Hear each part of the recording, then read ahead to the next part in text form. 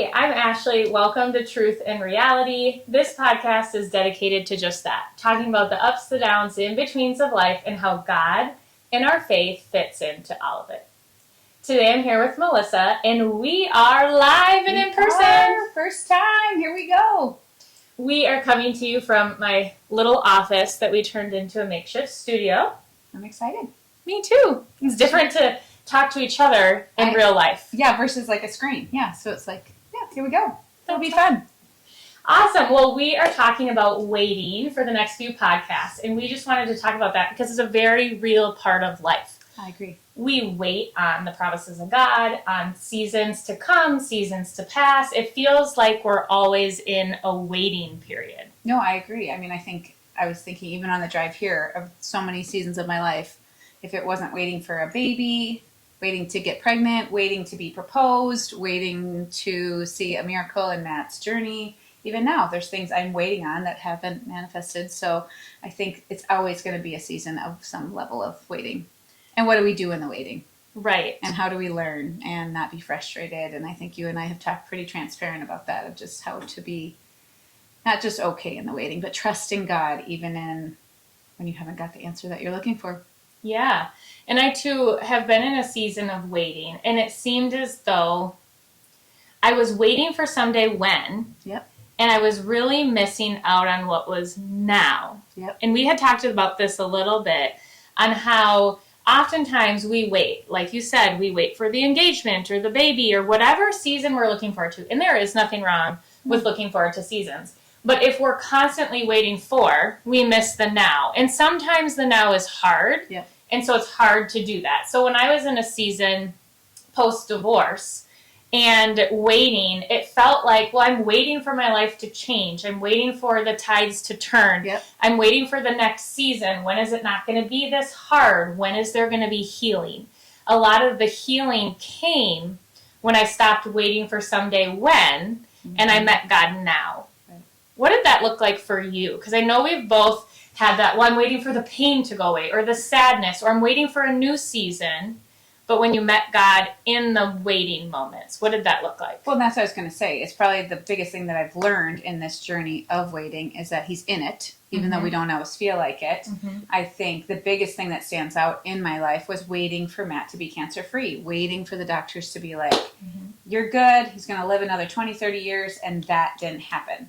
So we were waiting then on a miracle, and then he passes, and I'm waiting on my life to not feel so broken, and this is what my life has become. And so I think it's really finding God in the midst of those really, really hard places, trusting Him with His timing, right? You and I have talked about that, is that it's sometimes hard to be like, God, you're in this waiting, like, just show me now. Why do I have to wait? Yeah. Right? And I think you and I have talked about that. And I think to what you were saying before, I think I've wasted a lot of time. Ooh, me too. Unfortunately. And so I think that's why you and I even realized the importance of doing this, is that we're not the only ones who have wasted time waiting and not being present in it. Like, okay, God, yep, I'm waiting for that, but I'm going to be in the moment. I'm going to still enjoy my life. I'm waiting for that thing. I'm waiting for my marriage to be restored. I'm waiting for, my child to be healed. He's in it, and still, how do we live in it? And trust Him in the process, right? So I think it's still a work in progress. I'm still learning, but I think I've gotten stronger in it and not so weary. I think we can get weary in the waiting, which is a whole nother thing. We're kind of going a broad stroke We are. because there are a lot of things about waiting that we want to cover in the next few podcasts. And let's back up and let's start. We're going to get to being, what do we do in the weary and the waiting? What do we do when we're waiting for a promise? Like, how do we walk into that, trusting God? We have a lot of different navigating. Let's stop by just flipping the waiting. I think both of us experienced that waiting on God, sometimes we thought He was withholding, which He wasn't. Sometimes we thought, well, why won't you just? Like, if you're waiting on healing, or you're waiting for personal healing for me after walking through a divorce, or if you're waiting on a baby or a job, whatever it is, it feels as though sometimes that God's withholding. Yeah. We can have that perception, that misconception. I remember saying to God, can't you just heal him? Yes. Yeah. And there was like nothing on the other end. I'm like, is it so hard? I said, if you're the God in the Bible, can you not just heal him? Yeah. Well, and it's absolutely that we wrestle with, we know God can. Mm-hmm. And sometimes he does, and sometimes he doesn't. So we don't get to know the background. Right. And so where do we go, even when he doesn't? Yep. And so we both learned, I think, and it's a struggle to learn. It was like this is tension, a hard place. I will say, just hard. Yep. Yeah.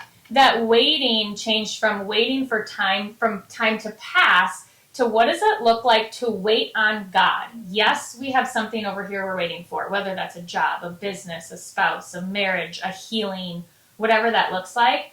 But how do we wait on God? And what does that do for us in the waiting? Mm-hmm. So I really loved Psalm 25. And this is the Passion Translation. I just look at it differently because it's not quite as familiar to me when you read it with side by side to the ESV or whatnot. So in Psalm 25:4, it says, "Direct me, Yahweh, throughout my journey so I can experience your plans for my life. Mm-hmm. Reveal the life paths that are pleasing to you. Escort me into your truth. Take me by the hand and teach me. For you are my God and my salvation. I have wrapped my heart into yours all the day long." And that, in the ESV, Psalm 25:5, the word is wait. And it's the word kovah, I don't know if I'm saying that right, which means to tie together by twisting or to entwine, to wrap tightly. And this concept on waiting on God is not passive, but entwining our hearts with his and his purposes. That's good. I think for me, when I was waiting for God to heal my marriage, pre-divorce, I really had my agenda. God, this is what I think should happen in my life. And I had to lay down my expectations and say, okay, God, I'm going to lay down what I think to grab hold of what you think and entwine my heart with God's. It was a process, continual, still going on. But what I saw was I just wanted him to fix something, to quick zap it, to heal it, to shift it, or to set it back to what it was before it exploded. But what God wanted to do was different and way better. And if I didn't have that waiting time, he wouldn't have transformed my mind and my heart to align with his, to be like, no, you just want me to fix the circumstance, but I want to go and fix your heart and realign your identity and who you really are. And I want to pull out the Ashley that got lost.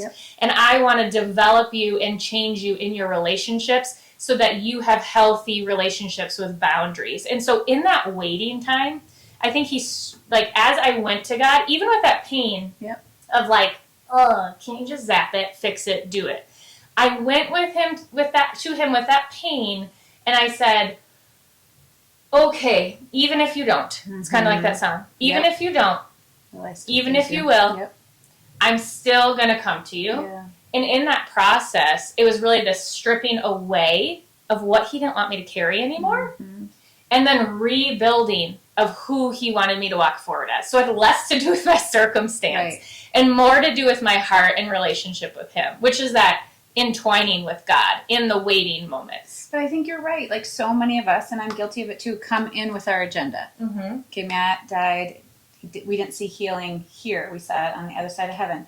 Okay, then my agenda was, God, then you're going to heal us. And God, you're going to do this and you're going to do that. And he was like, that's not what I'm going to do. And it was like the stripping away, the same as you in a different matter of just stripping away and be like, I need you completely, utterly dependent on me, Melissa.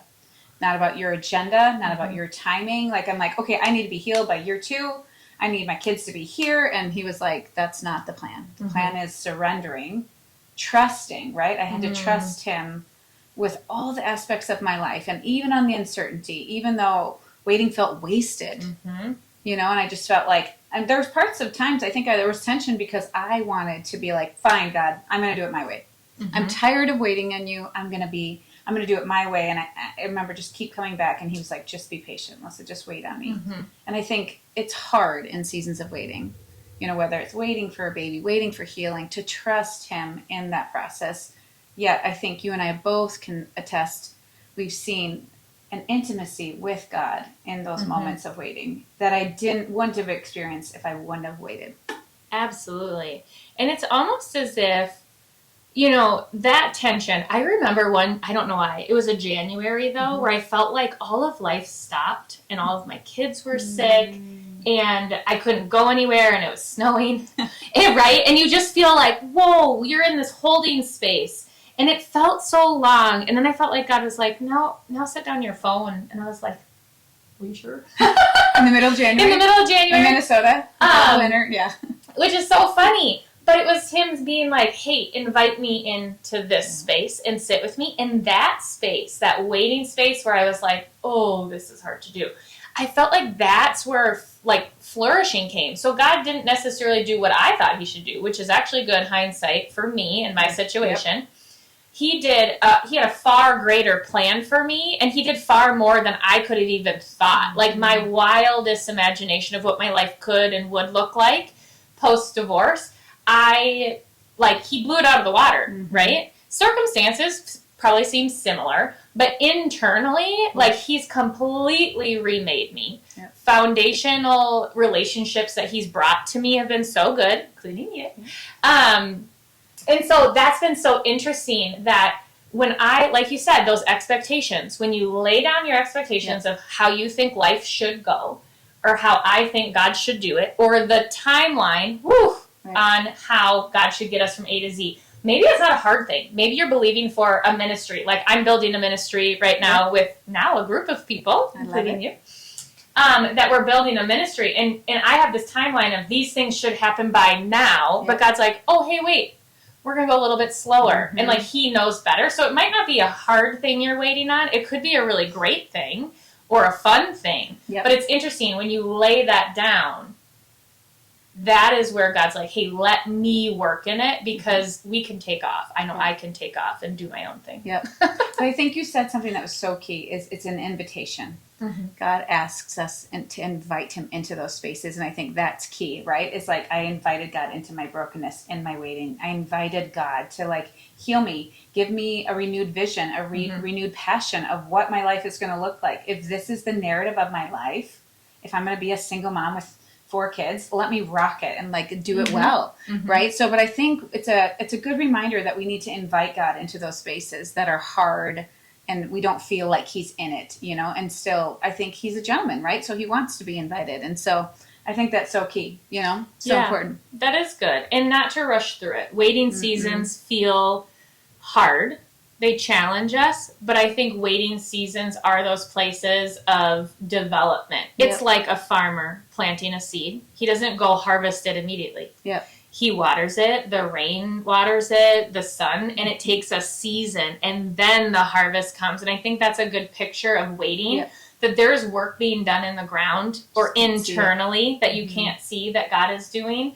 And it starts by inviting him in and choosing to say, okay, Lord, I do want to entwine your heart with my heart. Yeah. I want to know you. I want to know your plans for me, but I want to know you in this season. Yep. Yeah. And I think even on top of that invitation, it's trusting God in the season. And it's like, okay, God, even if I don't have the answer in the waiting, give me rest in the season. Give me peace until the answer comes, right? And I think you and I have talked pretty transparent about that. It's like, even though we might not have the answer or looking or the clarity or something hasn't changed, asking God then just a visible sense of his peace and his love or whatever, his grace to carry us through that season. I've seen God's faithfulness carry us through and his grace to carry us through a season, even though we don't necessarily have the answer I'm waiting for. Yeah. Okay, stay tuned for next time. We're going to talk more on waiting and what does it look like to wait in rest and trust. Thanks, Melissa. Thank you.